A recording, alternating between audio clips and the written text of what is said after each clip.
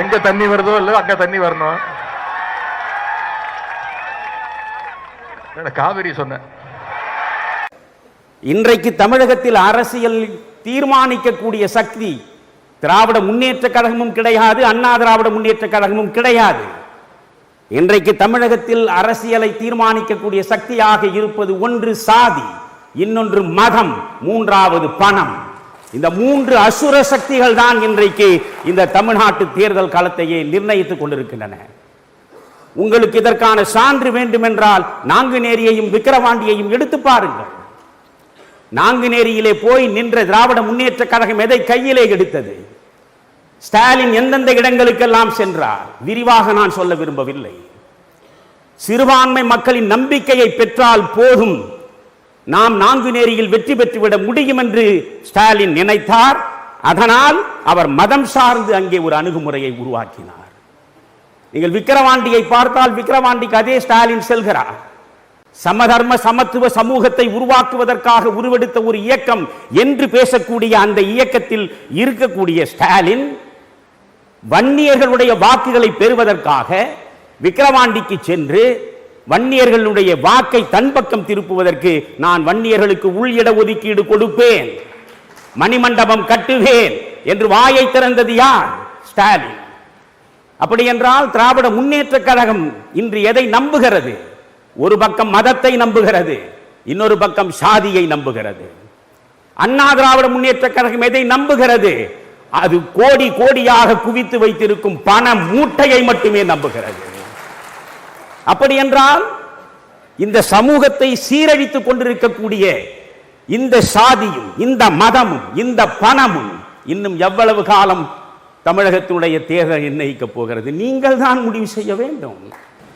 எனக்கான ஒரே லட்சியம், என் மூச்சு முடிவதற்குள்ளாக 2 திராவிட கட்சிகளும் தமிழ்நாட்டினுடைய அரசியலிலே இருந்து முற்றாக அகற்றப்பட வேண்டும் என்பதுதான். அந்த ஒரு மையப்புள்ளியிலே தான் சோ அவர்களை நான் நேசித்தேன், என்னை அவர் நேசித்தார். என்னுடைய முதல் புத்தகம் அடிமனத்தின் சுவடுகள். இதுவரை 18 நூல்களை நான் வழங்கி இருக்கிறேன். அந்த முதல் அடிமனத்தின் சுவடுகளை சோதான் வெளியிட வேண்டும் என்று நான் ஆசைப்பட்டேன். சோ அவர்கள் வெளியிட்டு அற்புதமாக உரை நிகழ்த்தினார். எத்தனையோ பேர் எனக்கு எவ்வளவோ பாராட்டுரைகளை வழங்கி இருக்கிறார்கள். அவையெல்லாம் என் மனதுக்குள் வந்து சேர்ந்ததில்லை.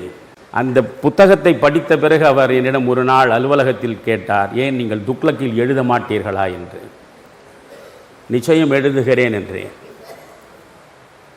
என்ன எழுதுகிறீர்கள் என்று கேட்டார். திமுக கழகம் சில உண்மைகள் சில சந்தேகங்கள் என்கிற தலைப்பில் எழுதுகிறேன். 1949 செப்டம்பர் 17ஆம் நாள் ராபின்சன் பூங்காவில் கொட்டுகிற மழையில் அண்ணா அவர்கள் திராவிட முன்னேற்ற கழகத்தை தொடங்கிய பொழுது எவற்றையெல்லாம் தன்னுடைய லட்சியங்களாக வெளிப்படுத்தினாரோ அவை அனைத்தையும் கால நடையில் அவர்கள் எப்படி ஒவ்வொன்றாக இழந்து நிற்கிறார்கள் என்பதை முழுமையாக தமிழ் மக்களுக்கு வெளிப்படுத்துவதற்கு அந்த கட்டுரை தொடர் சரியாக சென்று சேரும் என்றேன். அதை எழுதுங்கள் என்றார். நான் தொடங்கினேன். பிறகு ஒரு நாள் அவர் சொன்னார், இவையெல்லாம் சத்திய வார்த்தைகள், இந்த எப்படி நீங்கள் எவ்வளவு நாள் எழுதுவீர்கள் என்றார். நான் 2 பகுதியாக பிரித்து கொள்ளப் போகிறேன். திராவிட முன்னேற்ற கழகம் அரசியல் தளத்தில் எப்படி பண்பாட்டை சீரழித்திருக்கிறது என்பதை சொல்வது ஒன்று. பொதுவாக தமிழர்களிடம் ஒரு தவறான கற்பிதம் இருக்கிறது, தமிழை வளர்த்தவர்களே திராவிட முன்னேற்ற கழகத்தவர்கள்தான் என்பது போல தமிழை அழித்தவர்கள்தான் திராவிட முன்னேற்ற கழகத்தை சார்ந்தவர்கள். இவர்கள் தமிழால் வளர்ந்தவர்களே தவிர தமிழை வளர்த்தவர்கள் இல்லை. எந்த மேடையிலும் இன்று வரை நான் அவர்களை சந்தித்து பேசுவதற்கு தயாராக இருக்கிறேன். நான் சொன்னேன், திராவிட இயக்கங்கள் நச்சு இலக்கியங்களைத்தான் தமிழகத்திற்கு தந்திருக்கிறதே தவிர நல்ல இலக்கியங்களை ஒருபோதும் தந்ததில்லை என்று. என்னை இப்படி அடிவேரையே வெட்டுகிறீர்கள்? நச்சு இலக்கியங்களையா தமிழ் உலகத்திற்கு திராவிட முன்னேற்ற கழகம் தந்தது என்று ஒன்றுமறியாதவரை போல கேட்டார். நான் சொன்னேன், திராவிட முன்னேற்ற கழகத்தின் மிகப்பெரிய தளபதிகளாகவும் தலைவர்களாகவும் வலம் வந்தவர்கள் ஏடெடுத்து பேனாவை திறந்து எழுதுகிற பொழுது எழுதிய எழுத்துக்கள் என்ன என்று உங்களுக்கு சொல்கிறேன் என்று ஒவ்வொருவரும் எழுதிய சிறுகதைகளை நான் சொன்னேன்.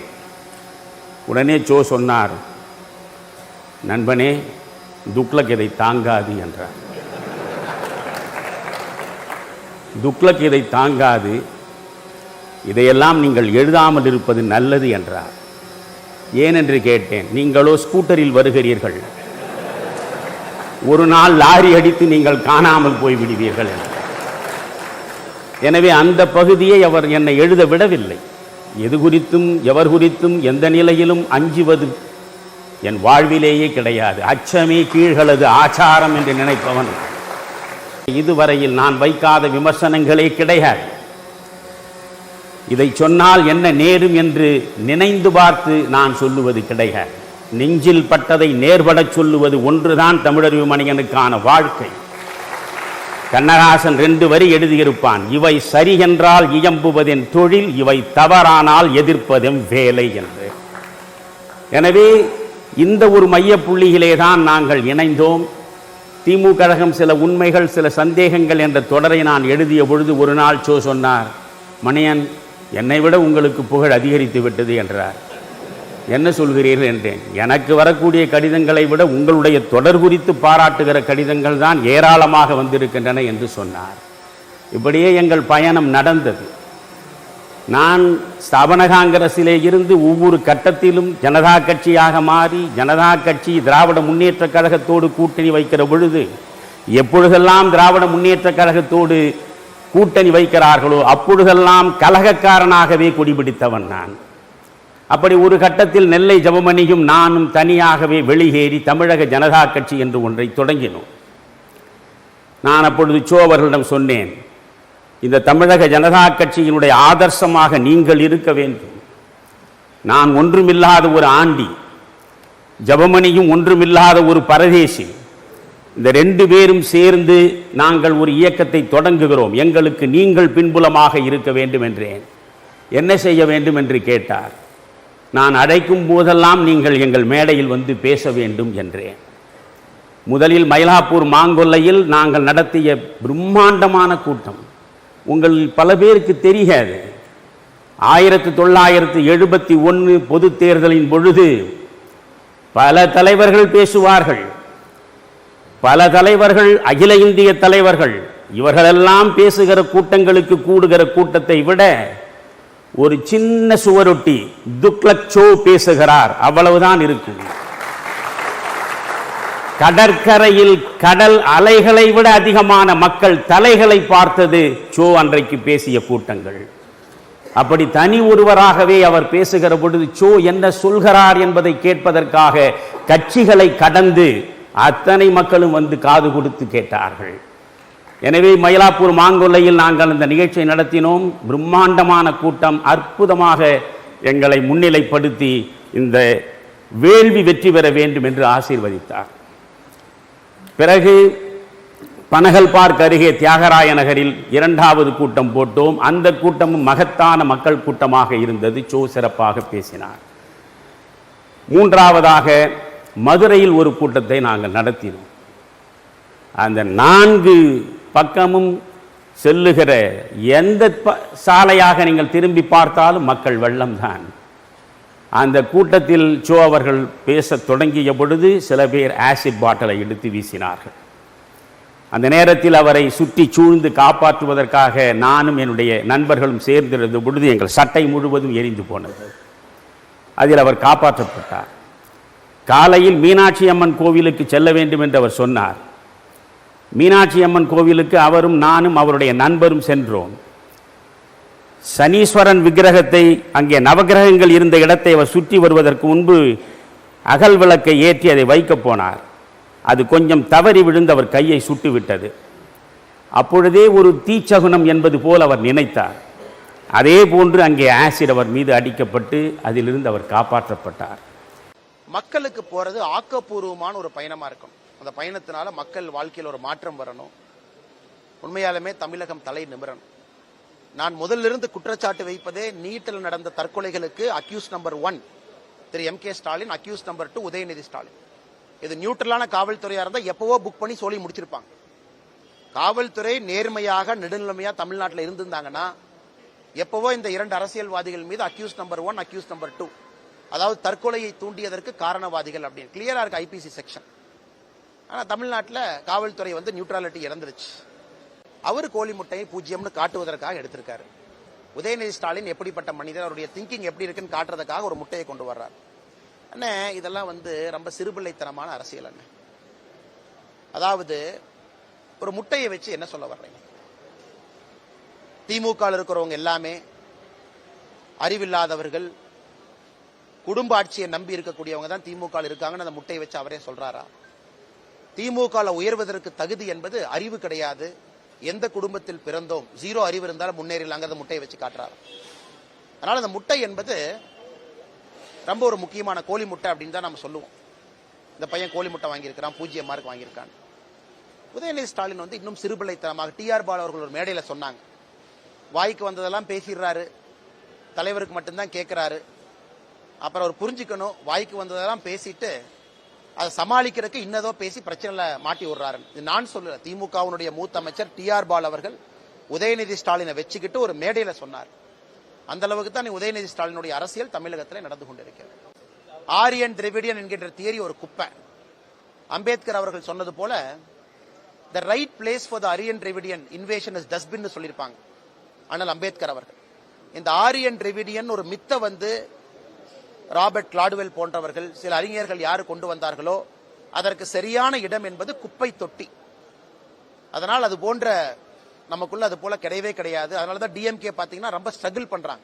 இந்த திராவிடியன் அப்படிங்கிற வார்த்தையை டிஃபைன் பண்றதுக்கே கஷ்டப்படுறாங்க. நிலப்பரப்பா, அது ஒரு மொழியா, அது ஒரு இனமா, அது ஒரு பார்டரா, அது ஒரு ஜியோகிராபிக்கல் என்டிட்டியா, அவங்களே 10 ஆண்டுகளுக்கு ஒரு முறை மாத்திக்கிட்டே இருப்பாங்க. இப்ப வந்ததுக்கு அப்புறம் டைனிக் பாஸ்கர்ல ஸ்டாலின் அவங்க ஹிந்தியில் இன்டர்வியூ கொடுக்கறாங்க. கேட்டா திராவிடியன் மாடலை பொறுத்தவரை அது ஒரு இனம் எல்லாம் தாண்டி, மொழி எல்லாம் தாண்டி அது ஒரு நிலப்பரப்பு அப்படிங்கிறாங்க. ஆனா வேற எந்த மொழியும் தமிழ்நாட்டுக்குள்ள வரக்கூடாது, தமிழ் மொழி மட்டும் இருக்கும் பொழுது இது தமிழ் மொழியை சார்ந்ததுபாங்க. அதனால திமுகவினருக்கே உண்மையாலும் திராவிடியன்னா என்னன்னு தெரியாது. திமுக அறிஞர்கள் உட்கார வச்சு 10 பேர் உட்கார வச்சீங்கன்னா 10 பேர் 10 பொய் சொல்லுவாங்க. ஏன்னா ஒரு காலகட்டத்திற்கும் மாத்திக்கிட்டாங்க. மொழின்னு ஒரு காலகட்டத்தில் இருந்துச்சு, நிலப்பரப்புன்னு ஒரு காலகட்டத்தில் இருந்துச்சு, ஜியோகிராபிக்கல் என்டிட்டின்னு இருந்துச்சு. என்னுடைய கருத்து கேட்டீங்கன்னா the correct place for Aryan Dravidian theory is dustbin. அது ஒரு குப்பை தொட்டியில தான் போடணும். இது ஒரு முட்டாள்தனமான பொய்யான ஒரு வாதத்தை கொண்டு வந்து சில புத்தகங்கள் எழுதிட்டாங்க 200 ஆண்டுகளுக்கு முன்பு அப்படிங்கறத வச்சு அதே 1967 இருந்து பாட புத்தகத்துல கொண்டு வந்து அது ஒரு மாடல்னு சொல்லி ஊரை திராவிட முன்னேற்ற கழகம் ஏமாற்றி கொண்டிருக்கின்றார்கள். இது ரொம்ப ஆச்சரியமான ஒரு மாற்றம். முதல்ல பாத்தீங்கன்னா நாங்க இப்ப ஆரியர்னா யார் ஆரியர்னு சொல்றாங்க? கேன் ஹி டிஃபைன் ஆரியர்னா? என்னை பொறுத்தவரை இந்தியால யாரும் ஆரியர் இல்லை என்று நான் பார்க்கின்றேன். அந்த மாதிரி சொல்றாங்கன்னா ஸ்டாலின் சொல்லணும் ஆரியர்னா யாரு. அப்ப இந்தி கூட்டணியில் இருக்கிறவங்க ஆரியரா இல்லையா? இந்தி கூட்டணி உங்களுக்கு ஒரு டிஆர்பி அருமையா கிடைச்சது பாருங்க. இந்தி கூட்டணியில் இருக்கக்கூடிய அகிலேஷ் சிங் யாதவ் ஆரியரா இல்லையா?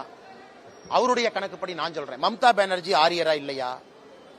ஃபரூக் அப்துல்லா காஷ்மீர் ஆரிய வம்சம்னு இவங்க சொல்லுவாங்க, அவர் ஆரியரா இல்லையா? இஸ்லாமியர்கள் கிறிஸ்தவர்கள் அதிகமா இருக்கிறாங்க, புதிய அளவுல வந்து கொண்டிருக்கின்றார்கள். அவங்களுக்கு இந்த அப்பீஸ்மெண்ட் பாலிடிக்ஸே வேண்டாம்னு நினைக்கிறாங்க. அவங்கள வச்சு தாஜா பண்ணி ஓட்டு அரசியலுக்காக மட்டும் பயன்படுத்துறது வேண்டான்னு இஸ்லாமியர்களும் கிறிஸ்தவர்களும் முடிவு பண்ணிட்டாங்க. ஒரு இஃப்தார் நிகழ்ச்சிக்கு மட்டும் அரசியல் தலைவர்கள் ஸ்கல் கேப் போட்டுக்கிட்டு, புனித குல்லாவை போட்டுக்கிட்டு, ஸ்கல் கேப் போட்டுக்கிட்டு அந்த ஒரே ஒரு நாள் போட்டோ ஷூட்டுக்காக நடிக்கிற அரசியல்வாதிகள் தமிழகத்தில் இருக்கக்கூடிய இஸ்லாமியர்களுக்கும் கிறிஸ்தவர்களுக்கும் வேண்டாம் என்கின்ற முடிவு எடுத்துட்டாங்க. 1967 வந்த பிறகு அவர்கள் திமுக சார்ந்த இயக்கங்கள் திராவிட இயக்கங்களுக்கு சார்ந்தவர்களுக்கு கொடுத்திருக்கக்கூடிய வெளிச்சம் எத்தனை போராட்ட வீரர்களுக்கு, சுதந்திர போராட்ட வீரர்களுக்கு தமிழக பாட புத்தகத்தில் கொடுத்திருக்காங்கன்னு வெள்ளை அறிக்கை கொடுக்கட்டும். 5ஆம் கிளாஸ் இவ்வளவு, 6ஆம் கிளாஸ் இவ்வளவு, 7ஆம் கிளாஸ் இவ்வளவு, எதுவுமே இல்லாம இருட்டடிப்பு செய்து சுதந்திரத்திற்கு பாடுபட்ட தலைவர்கள் எல்லாம் இருட்டடிப்பு செய்துவிட்டு பாட புத்தகத்தில் அவர்கள் பெயர் கிடையாது. உள்ளூர்ல பேர் வச்சா கூட கலைஞர் கருணாநிதி அவங்க பேரை வைக்கிறாங்க. கோபிச்செட்டிபாளையத்துக்கும் கலைஞர் கருணாநிதி அவர்களுக்கும் என்ன சம்பந்தம்? லட்சுமண் ஐயருடைய பெயர் ஏன் இல்ல? கொடியாத்த குமரனுடைய பெயர் இத்தனை நாளா இருட்டடிப்பு பண்ணி இன்னைக்கு கிளம்பி இருக்கிறாங்க. ரயில்வே ஸ்டேஷனுக்கு வைக்கிறோம்னு பாரதிய ஜனதா கட்சி அறிக்கை கொடுத்த பிறகு இன்னைக்கு கிளம்பி இருக்கிறாங்க. அதே போல இந்த கொங்கு பகுதியில் பாடுபட்ட எத்தனை மனிதர்கள் இருக்கிறாங்க. பாசன தந்தை ஈஸ்வரன் அவர்கள் ஆரம்பித்து காளிங்கராயர் அரசர் வரைக்கும் பேசிக்கிட்டே போலாம். எந்த பேருமே இருக்காது. நுழைவாயில்னா திமுக 3 பேருடைய பெயரை திரும்ப திரும்ப வைப்பாங்க. சமீபத்தில் நாமக்கல் ஒரு பெயர் வைப்பதற்கு ஆரம்பித்தாங்க. நாமக்கல் பேருந்து நிலையம் இந்த தலைவருடைய பெயர், அண்ணாதுரை அவர்களுடைய பெயர். 2 வளைவுகள் இருக்கு. ஒரு வளைவுக்கு அன்பழகன் அவர்களுடைய பெயர், இன்னொரு வளைவுக்கு இன்னொரு திமுக தலைவருடைய பெயர். ஏன் அங்க கவிஞர் ராமலிங்கம் பிள்ளை இல்லையா? அந்த ஊர்ல வேற எந்த தலைவரும் இல்லையா? தீரன் சின்னமலை இல்லையா?